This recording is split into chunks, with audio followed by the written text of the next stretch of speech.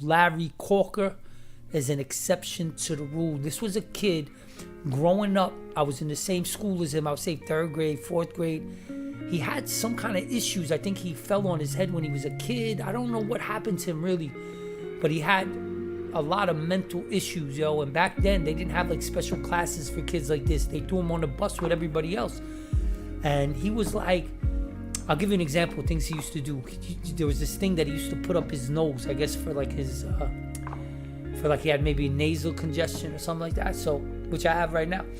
Talking about Larry Quocker, that's crazy.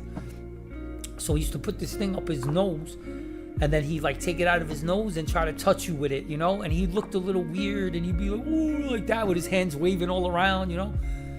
So, you know, of course, the kids started picking on him, bullying him. And the more they bullied him, you know, he started getting even more crazier.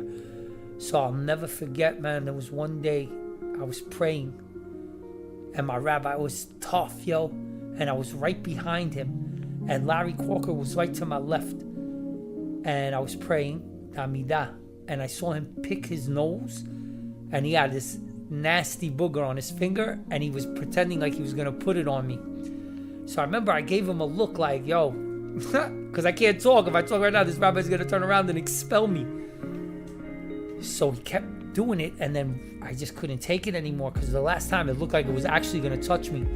So I closed the siddur, and I hit him right in the face with the siddur. Now, he was wearing glasses, yo, and his glasses broke. It cut like the side of his cheek. He was bleeding. He started to go crazy. Like he was dying, you know, he was having like a breakdown, yo, a mental breakdown. And he was already fragile mentally as it was, you know what I'm saying? Just a horrible situation. Right away, the rabbi turned around. They threw me to the office. My parents came in. I forgot all the drama I went through, and I deserved all of it. So why am I bringing up Larry Quocker, yo, to make myself look bad? Nah. Because if I could have a talk with that kid, that was me back in the day, that wasn't a good kid. A good kid, but you know what I'm saying? Like all the other kids, like everybody else did it. That's probably what I would have told you. When you would have said, why did you tease him? Why did you? And I did tease him. That's why Hashem made him put the booger next to me, yo, to teach me a lesson, not to tease dudes like this, yo.